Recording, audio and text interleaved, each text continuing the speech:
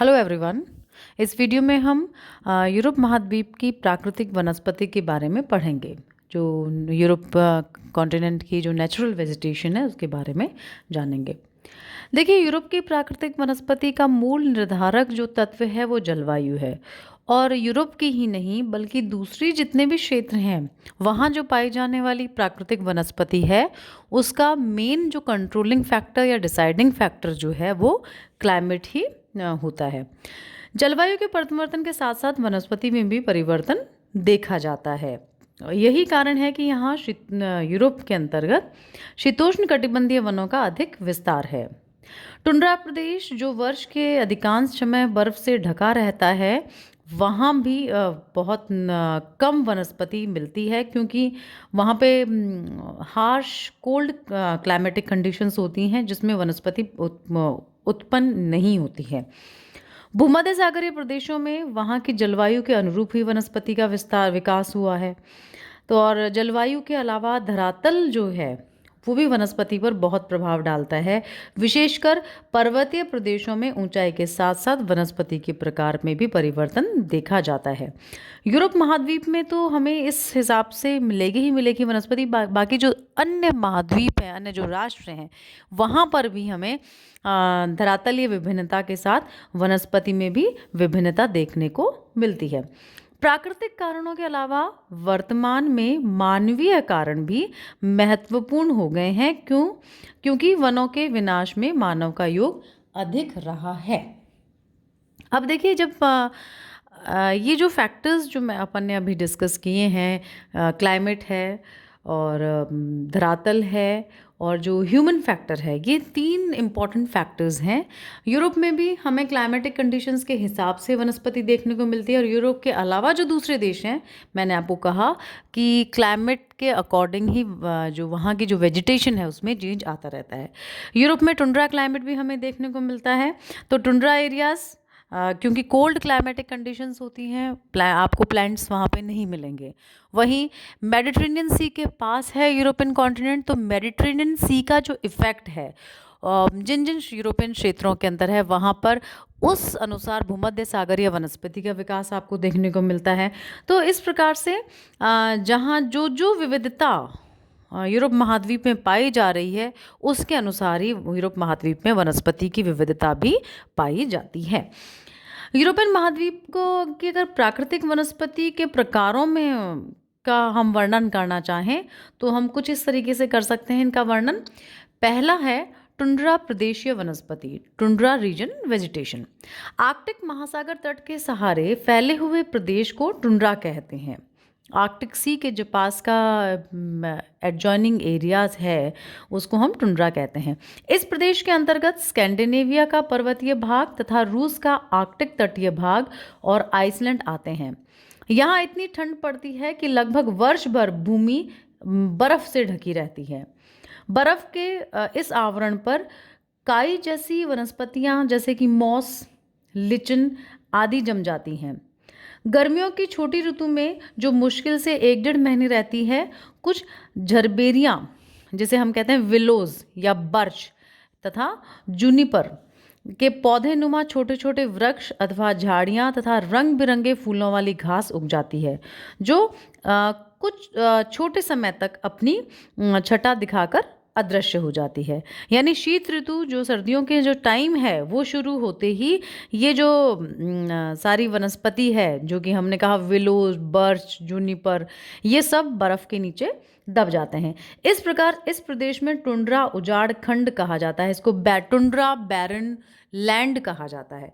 तो देखिए, tundra region की क्लाइमेटिक कंडीशंस को हम मैप में अगर देखना चाहें तो ये वाला जो एरिया है यूरोप के मैप का नदन जो एरिया, ये पूरा टुंड्रा रीजन है और यहाँ पे टुंड्रा प्रकार की वनस्पति पाई जाती है। तो टुंड्रा प्रकार की वनस्पति में हमें विशेष रूप से किस प्रकार की वनस्पति मिलती है? जितनी भी काई, जैसे मॉस जिसे हम कहते हैं मॉस, लिचन सर्दियों के अंदर हमें मिलती है। वहीं जो विलो, बर्च, जूनिपर जो पौधे जैसे पेड़ हैं ये सब हमें मिलते हैं गर्मियों के अंतर्गत। तो ये क्लियर हो गया यूरोप का जो टुंड्रा वेजिटेशन रीजन कौन सा है, नदर्न पार्ट ऑफ यूरोप। ये जो रेड एरिया है ये टुंड्रा वेजिटेशन रीजन आ गया है। दूसरा जो वेजिटेशन टाइप है यूरोप का वो है कोणधारी वन, या हम कहते हैं इसे कॉनिफेरस फॉरेस्ट। यूरोप के टुंड्रा प्रदेश के दक्षिण में या आर्कटिक सर्कल के से नीचे सामान्यतः 35 से 66 डिग्री उत्तरी अक्षांश के मध्य कोणधारी वनों की प्रधानता है। यूरोप के इस प्रदेश में दक्षिणी नॉर्वे, स्वीडन, फिनलैंड व रूस देश के भाग सम्मिलित हैं। इन वनों में चीड़, स्प्रूस, फर, लार्च आदि वृक्ष उगते हैं जिनकी पत्तियां नुकीली होती हैं और जिनके सिरे कोणाकार होते हैं। ये नुकीले होते हैं, काफ़ी शार्प है, कोन की शेप में। यानी तने पर से इनकी पत्तियां सिर से नीचे की ओर ढलती हुई फैलती हैं, ताकि जब बर्फ़ गिरे तो जो परत है वो शाखाओं पर इकट्ठी ना हो और धीरे धीरे बल्कि फिसलकर नीचे गिर जाए। इस प्रकार के वृक्ष एक हद तक हिम के आघात से बच जाते हैं, क्योंकि बर्फ़ लंबे समय तक वहाँ जमी नहीं रहती, वो फिसल के नीचे गिर जाती है, और यदि बर्फ़ जमी रहे तो वो पेड़ को नुकसान करती है। तो ये जो वृक्ष हैं कोणधारी वन, वो बर्फ़ के आघात से बच जाते हैं। इन वृक्षों की जो लकड़ी है वो मुलायम होती है, इसलिए इसका काटना, चीरना, खुदाई करना और सामान बनाना इसमें आसान होता है। इनसे कागज़ और अथवा नकली रेशम बनाने के लिए लुगदी आसानी से बन जाती है। हल्की होने के कारण इनकी लकड़ी से पैकिंग के लिए बक्से बनाए जाते हैं और हल्का फर्नीचर भी बनाया जाता है। यह नावें बनाने, इमारती सामान बनाने और दिया सलाई की तीलियाँ और डिब्बियाँ बनाने के काम आती है। इन वनों की कटाई का काम सैकड़ों वर्षों से हो रहा है। पहले जंगली जाति के लोग इन काटने का कार्य करते थे। अब हम लोगों ने इसको एक व्यवसाय के रूप में, एक संगठित व्यवसाय के रूप में अपना लिया है, और जो लंबरिंग एक्टिविटीज़ है काफ़ी एरियाज़ में वो की जाने लगी है। लंबरिंग को हम लकड़ी काटने की क्रिया कहते हैं। व्यावसायिक तौर पे जब लकड़ी काट के भेजी जाती है इंडस्ट्रीज़ में और उसे वैरायटी ऑफ आइटम्स बनाए जाते हैं, उसे हम लंबरिंग इंडस्ट्री कहते हैं। ये क्लियर हो गया आपको? अगर हम कोणधारी वनों को देखना चाहें मैप में, तो ये जो फॉरेस्ट है, ये वाला जो एरिया है टुंड्रा प्रदेश के जस्ट दक्षिण वाला ये जो पार्ट है, ये कोणधारी वनों का पार्ट कहलाएगा। क्लियर? अब हम आगे चलते हैं। चौड़ी पत्ती वाले वृक्षों के वन जो यूरोप के अंतर्गत हैं, इसे हम डेसिडस फॉरेस्ट भी कहते हैं। देखिए, इस प्रकार के वनों का प्रदेश जो है वो पश्चिमी यूरोप और मध्य यूरोप तक फैला है। यानी इसके अंतर्गत हम England, Ireland, France, Germany, Belgium, Holland, Denmark, Poland, Austria, Hungary, Romania, Bulgaria, Czechoslovakia व रूस देशों के भाग को लेते हैं। तो क्लियर हो गया। जो डेसिडस फॉरेस्ट रीजन है जो उसको हम चौड़ी पत्ते वाले वनों के वन भी कहते हैं, और ये जो वन है पश्चिमी यूरोप और मध्य यूरोप में फैले हैं। और ये पश्चिमी यूरोप और मध्य यूरोप वाले भाग के अंतर्गत England, Ireland, France, Germany, Belgium, Holland, Denmark, Poland, Austria, Hungary, Romania, Bulgaria, Czechoslovakia और रूस के क्षेत्र आते हैं। यहाँ चौड़ी पत्ती वाले वृक्ष उगते हैं। ये कोणधारी वृक्षों की तरह सदाबहार नहीं होते। देखिए, कोणधारी वन सदाबहार होते हैं, लेकिन ये जो चौड़ी पत्ती वाले वन है, या इसे हम इंग्लिश में डेसिडुअस फॉरेस्ट कहते हैं, ये सदाबहार वन नहीं होते। गर्मी आते ही ये वृक्ष अपनी पत्तियां गिरा देते हैं। डेसिडुअस फॉरेस्ट की जो विशेषता होती है उसे हम पतझड़ वन भी कह सकते हैं। ये आप ध्यान रखना, क्योंकि गर्मियों में पत्तियों से वाष्पीकरण अधिक होता है और पत्ते सूखकर गिर जाते हैं।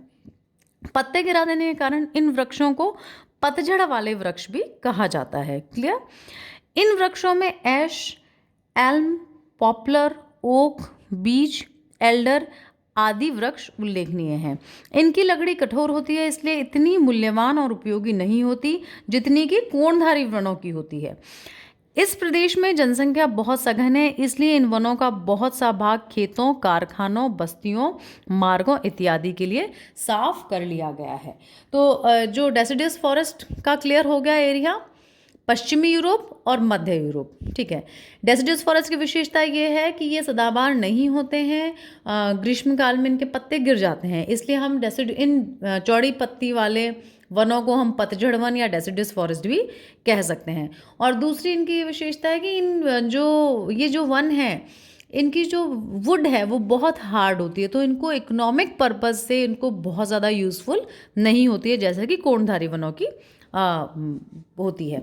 अब अगर हम डेसिडुअस फॉरेस्ट का एरिया अगर देखना चाहें यूरोप में, तो देखिए ये वाला जो रीजन है, ये रीजन पूरा, उसके बाद ये वाला जो रीजन है, ये डेसिडुअस फॉरेस्ट का एरिया है, चौड़ी पत्ते वाले वनों का एरिया, ये वाला, जिसके अंतर्गत हमने ये वेस्टर्न यूरोप आ गया और ये मध्य यूरोप का, मिडिल यूरोप का पोर्शन आ गया, मिडिल यूरोप का पोर्शन, और ये वेस्टर्न यूरोप का पोर्शन।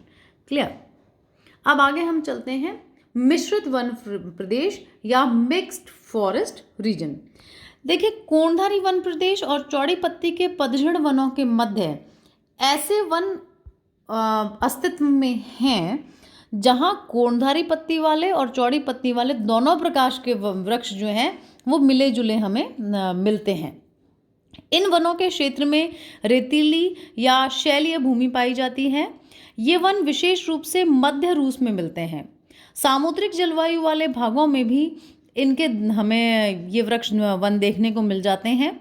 पश्चिम की ओर से अनुपजाऊ भूमि के क्षेत्र को छोड़कर शेष को साफ करके खेती के काम में लाया जाने लगा है प्रेजेंट टाइम में।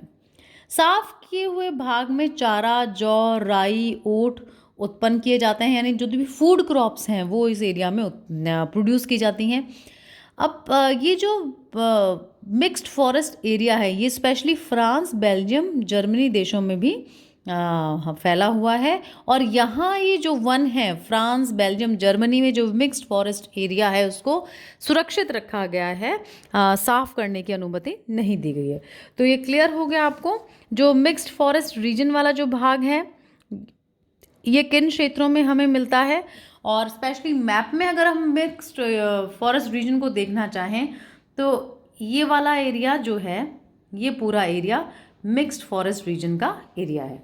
तो ये किस किस के बीच में आ गया, ये वाला एरिया, ये है कोणधारी वन क्षेत्र और दूसरा है चौड़ी पत्ती वाला वन क्षेत्र। तो ये कोणधारी वन क्षेत्र हो गए, ये चौड़ी पत्ती वाले वन क्षेत्र हो गए, इनके बीच का ये जो रीजन है ये है मिक्स्ड फॉरेस्ट रीजन। अब हम आगे चलते हैं प्रेरी प्रदेश की ओर। देखिए ये प्रेरी प्रदेश जो है ये एक फ्लैट लैंड है वाला एरिया है। चौड़ी पत्ती वाले वृक्षों के वन प्रदेश के दक्षिण पश्चिम में स्थित भूमध्य सागरीय वन प्रदेश के पूर्व में एक विस्तृत घास की कटिबंध फैली हुई है। इसे हम प्रेरी प्रदेश के नाम से पुकारते हैं। रोमानिया और हंगरी देशों में इसका विस्तार अधिक है। घास को साफ करके यहाँ मक्का और गेहूं की खेती की जाने लगी है। रूस के प्रेरी प्रदेश में काली मिट्टी का क्षेत्र भी सम्मिलित है। रूसी वाले प्रेरी प्रदेश वाले भाग के अंतर्गत गेहूं का उत्पादन बड़े पैमाने पर किया जाता है। रोमानिया और हंगरी का क्षेत्र मक्का उत्पादन के लिए विख्यात है। तो जब हम प्रेरी प्रदेश की बात करते हैं, घास के मैदान की बात करते हैं, तो देखिए घास का मैदान वाला जो क्षेत्र है वो ये वाला क्षेत्र है। ये जो रीजन है ये घास के मैदान का रीजन है। जो पूर्वी जो पार्ट है यूरोप का उसके अंतर्गत ये आता है। और स्पेशली रोमानिया और हंगरी के जो क्षेत्र हैं, ये रोमानिया और हंगरी देश हैं, वहाँ ये प्रेरी रीजन मिलता है। फूड क्रॉप प्रोडक्शन के लिए प्रेरी रीजन बहुत इम्पॉर्टेंट है। अब नेक्स्ट अगर हम चलते हैं, बात करते हैं प्राकृतिक वनस्पति की, तो वो है स्टेपी रीजन। अब स्टेपी रीजन जो है वो ये प्रदेश है कि जहाँ दूर तक घास ही घास दिखती है। इसमें सामान्यतः वृक्ष बिल्कुल नहीं होते हैं। इन वृक्षहीन घास के मैदानों को हम स्टेपी कहते हैं। यूरोप में ये दक्षिणी रूस, रोमानिया, हंगरी और दक्षिण पूर्वी स्पेन में मिलते हैं। गर्मी में घास बड़ी तेज़ी से बढ़ती है और सर्दियाँ शुरू होने पर उसमें ये बिल्कुल ख़त्म हो जाती है या विलीन हो जाती है। जब कड़ाके का जाड़ा पड़ने लगता है तब ये बिल्कुल हमें दिखनी बंद हो जाती है, जल जाती है घास अधिक ठंड में। ऐसे प्रदेश पशुचारण के लिए उपयुक्त होते हैं। यूरोप में इसका अधिकांश भाग खेती के लिए साफ कर लिया गया है। तो देखिए जब स्टेपी रीजन की हम बात करते हैं तो स्टेपी रीजन वाला क्षेत्र जो है वो जो अपना रशियन वाला पार्ट है वहाँ आता है ये। और यहाँ जो घास उगती है उसकी विशेषता है कि जब सर्दियाँ पड़ने लगती हैं, तीव्र सर्दियाँ पड़ने लगती हैं, तब ये घास सूख जाती है और पशु चारण के लिए इसको ज़्यादा यूज़ किया जाता है। जबकि बुल्गारिया और रोमानिया का जो प्रेरी घास का मैदान वाला भाग था, उसमें क्या हो रहा था, उसमें कृषि कार्यों के लिए उपयोग में लाया जा रहा था इसको। स्टेपी रीजन, जो रशियन स्टेपी रीजन है, ग्रासलैंड रीजन है, वहाँ वीट प्रोडक्शन भी हो रहा है, गेहूं का उत्पादन भी हो रहा है, पर साथ साथ में मैक्सिमम कुछ पार्ट में जो पशु चारण जो है वो भी, एनिमल ग्रेजिंग भी हो रही है। अब आगे हम चलते हैं भूमध्य सागरीय वनस्पति, मेडिटेरेनियन वेजिटेशन। देखिए, भूमध्य सागर के तटवर्ती प्रदेश में विशेष प्रकार की जलवायु मिलती है, इसलिए वहाँ की वनस्पति भी विशेष प्रकार की है। यहाँ शीतकाल में वर्षा, ग्रीष्म ऋतु शुष्क होती है। ऐसी दशा में यहाँ भी पतझड़ वाले वृक्ष उगने चाहिए, लेकिन यहाँ पर सदाबहार वृक्ष उगते हैं, पर ये सदाबहार वृक्ष न होकर कोणधारी सदाबहार वृक्षों के समान है, और ना ही वे भूमध्य रेखीय सदाबहार जाति के हैं। तो यानी देखिए, यहाँ जो मेडिटेरेनियन क्लाइमेटिक कंडीशंस हैं, तो यहाँ पर पतझड़ वाले वन हमें नहीं मिलते, क्योंकि बारिश इसमें भी सर्दियों में होती है और विंटर्स यहाँ पर ड्राई रहती हैं। लेकिन ड्राई विंटर्स होने के बाद भी ऐसा नहीं हो रहा है। और साथ ही साथ ये जो कॉनिफेरस एवरग्रीन फॉरेस्ट है, वैसे भी फॉरेस्ट नहीं है, और ना ही जो भूमध्य रेखा के सदाबहार वन है उस कैटेगरी के अंदर भी ये वन नहीं आता है। यहाँ के वृक्षों में प्रकृति ने कुछ ऐसे विशिष्ट गुण उत्पन्न किए हैं जिनकी सहायता से ये वृक्ष शुष्क ऋतु में भी हरे भरे रहते हैं। इनमें से कुछ वृक्षों की छाल मोटी होती है और कुछ की पत्तियां भी मोटी होती हैं। कुछ पत्तियों के टहनियाँ और शाखाएं जो हैं उन पर कांटे होते हैं, जिससे इनमें वाष्पीकरण बहुत कम होता है। काफ़ी बार तो इनकी पत्तियां इतनी चिकनी होती हैं कि उनके छेद बंद से रहते हैं। इन वृक्षों की जड़ें बहुत लंबी होती हैं ताकि बहुत गहराई से ये नमी को खींच सकें। इस प्रदेश के जो मुख्य वृक्षों की अगर हम बात करें तो जैतून, ओक, शहतूत, लॉरेल, कार्क, ओक आदि मुख्य वृक्ष हैं। इनके अलावा यहाँ रस वाले फल जो हैं वो भी काफ़ी होते हैं। जूसी जो फ्रूट्स हैं वो काफ़ी होते हैं, जिनमें कि अंगूर, नींबू, संतरा, चेरी, ये सब मेन होते हैं। इन वनों को शुष्क सदाबहार वन, ड्राई भी कहते हैं, यानी शुष्क सदाबहार वन यानी ड्राई एवरग्रीन फॉरेस्ट भी कहते हैं। तो मेडिटेरेनियन फॉरेस्ट रीजन आपको क्लियर हो गया है। मेडिटेरेनियन सी के आसपास का जो एडजॉइनिंग यूरोपियन एरिया है वो है, और ये जो फॉरेस्ट हैं ये अपना एक अलग प्रकार के हैं। ये ना ही तो हमारे कोणधारी सदाबहार वनों की तरह हैं और ना ही जो अपना भूमध्य रेखीय सदाबहार जो वन है उनकी तरह हैं। और स्पेशली जो सिट्रस फ्रूट्स हैं वो यहाँ पे ज़्यादा मिलते हैं इस मेडिटेरेनियन सी वाले एरिया में। अब आते हैं हम पर्वतीय वनों की ओर। देखिए, ये अलग से वनस्पति न होकर ऊंचाई के साथ वनों में परिवर्तन है। ये जो माउंटेन फॉरेस्ट है, बेसिकली माउंटेन फॉरेस्ट कोई फॉरेस्ट एरिया नहीं है। यहाँ वेजिटेशन डिफरेंट टाइप ऑफ नहीं पाया जाता। बस ये है कि जैसे जैसे माउंटेन्स की हाइट बढ़ती जाएगी, उस हाइट के साथ साथ जो वृक्ष, मिलने वाले वृक्ष हैं, उनमें परिवर्तन आता जाएगा। निचले ढलानों पर घास उगती है, तो मध्यम ऊंचाई पर शीतोष्ण वन और कोणधारी वन मिलते हैं। और जैसे ही हम और ऊंचाई पर जाएंगे तो हमें रंग बिरंगे फूल जैसे वृक्ष हमें मिलने को लग जाएंगे। तो हाइट के साथ वनस्पति के अंतर्गत इसमें परिवर्तन आता रहता है। तो ये तो हुए मुख्य वनस्पति प्रदेश हमारे यूरोपियन कॉन्टिनेंट के। और अब हम बात करते हैं मृदा की। तो देखिए, मिट्टियाँ जो हैं एक इम्पॉर्टेंट फैक्टर होती है वनस्पति को प्रभावित करने वाली।